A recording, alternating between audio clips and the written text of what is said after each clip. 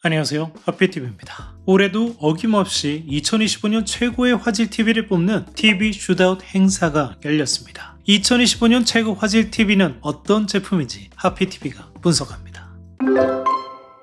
하피TV가 2022년부터 이 슈트아웃 행사를 소개해왔습니다. 슈트아웃 행사가 어떤 행사인지 궁금하시면 과거 영상을 보시면 도움이 되실 겁니다. 간단히 말해 슈트아웃은 업계 최고의 화질 전문가들이 그의 TV 신제품을 한데 모아 완벽하게 캘리브레이션하고 TV 화질을 비교 평가하는 행사입니다. 뉴욕의 홈셔터 딜러 밸브 일렉트로닉스가 2004년부터 이 행사를 개최해왔고 올해로 22년째로 이 역사만으로도 이 행사가 얼마나 높은 신뢰도를 보여주는지 알 수 있으실 겁니다. 올해는 예년과 달리 몇 가지 변화점이 있는데요. 가장 먼저 일정을 바꿨습니다. 지난해에는 8월 초에 열렸는데 올해는 몇 주 앞당겨 지난 7월 26일에 열렸습니다. 그리고 대상 후보군을 축소했습니다. 예전에는 AKTV도 하고 LCD TV도 했는데 올해는 4K OLED TV로만 한정했습니다. 제품 수를 줄인 대신 슈트아웃에 참가하는 심사위원 수는 대폭 늘렸습니다. 좀 더 공정한 심사를 위해서겠죠.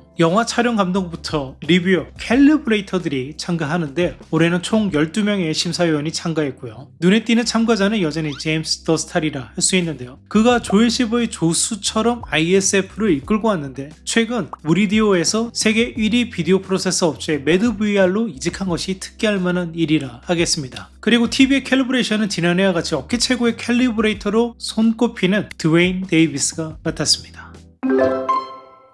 올해 슈트아웃 참가한 제품 후보군 보시겠습니다. 먼저 LG G5, 삼성 S9F, 국내에서는 SF95로 판매되는 모델입니다. 소니 XR80M2, 파나소닉 G95BP입니다. 현재 출시되고 있는 OLED TV 중 가장 뛰어난 화질을 보여주는 것으로 정평이 나 있는 모델 4종이고요. 공교롭게도 한국 기업 2곳, 일본 기업 2곳, 패널로 보면 LG와 파나소닉이 LG 디스플레이의 WOLED 패널을, 삼성과 소니가 삼성 디스플레이의 QD OLED 패널을 탑재하고 있는 것이 흥미롭습니다. 제품 평가는 캘리브레이션 후 4대의 TV를 이렇게 늘어 놓았습니다. 소스킹에는 마그네타 4K 블루레이 플레이어 UDP900과 칼레이드스케이프 스트라토 V, HDMI 스위처로 AV 프로 제품을 사용했습니다. 그런데 TV 사이에 작은 TV가 눈에 띄죠. 바로 소니의 레퍼런스 모니터 HX3110입니다. 이 모니터가 업계에서 스탠다드 화질의 기준이 되는 모니터입니다. 정확도도 정확도이지만 이 모델로 영화 제작자가 촬영본을 확인하고 최종 작업까지 하고 있기 때문에 이 모니터로 보는 화질이 2025년 가장 완벽한 화질이다 라고 이야기할 수 있는 것이죠.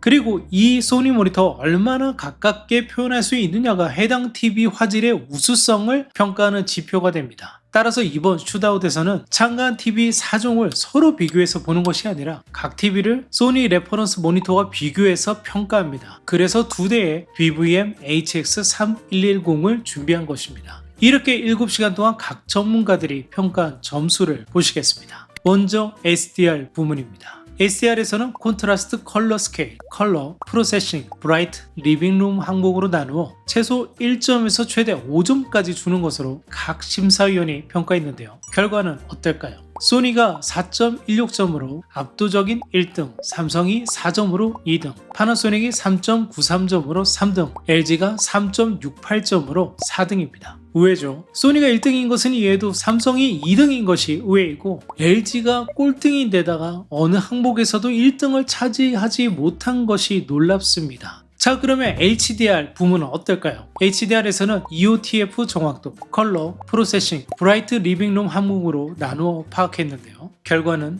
이변이네요. 파나소닉이 3.98점으로 소니를 누르고 1등, 3.97점으로 삼성이 2등, 3.88점으로 소니가 3등, LG가 이보다 한참 떨어지는 3.3점으로 4등입니다. 삼성이 0.01점 차이로 2등이기 때문에 안타깝다 할 수 있는데요. 특히 컬러와 밝기에서는 1등을 차지했기 때문에 이제 QD OLED 패널의 장점이 화질로도 표현되고 있다 해석할 수 있겠습니다. 다만 파나소닉이 1등을 차지했다는 것은 여러 의미를 갖는데요. 파나소닉은 LG 디스플레이 올해 패널 신제품인 프라이머리 RGB 텐덤 패널을 쓰고 있습니다. 그런데 EOTF 프로세싱에서 높은 점수를 차지했습니다. 반면 LG는 같은 패널인데 같은 항목에서 점수가 더 낮습니다. 즉 하피TV가 LG G5의 초기 문제를 지적하면서 프라이머리 텐더 패널이 밝기 스펙에 주력하면서 패널에 다른 문제를 불러온 것이 아닌가 하는 의심의 목소리가 높았는데, 파나소닉 제품에서는 같은 문제가 없었던 것으로 보아 패널 자체 문제가 아닌 LG전자의 설계 문제라는 것을 알 수 있는 것이죠. 물론 LG전자 G5의 초기 문제는 펌웨어를 통해 해결했습니다만, 문제는 이번 슈다웃에서 SDR, HDR 모두에서 점수가 너무 낮습니다. 특히 HDR에서는 낙제점에 가까워요. 이 중 컬러 항목에서는 이번 테스트 중 유일하게 2점대를 기록했습니다.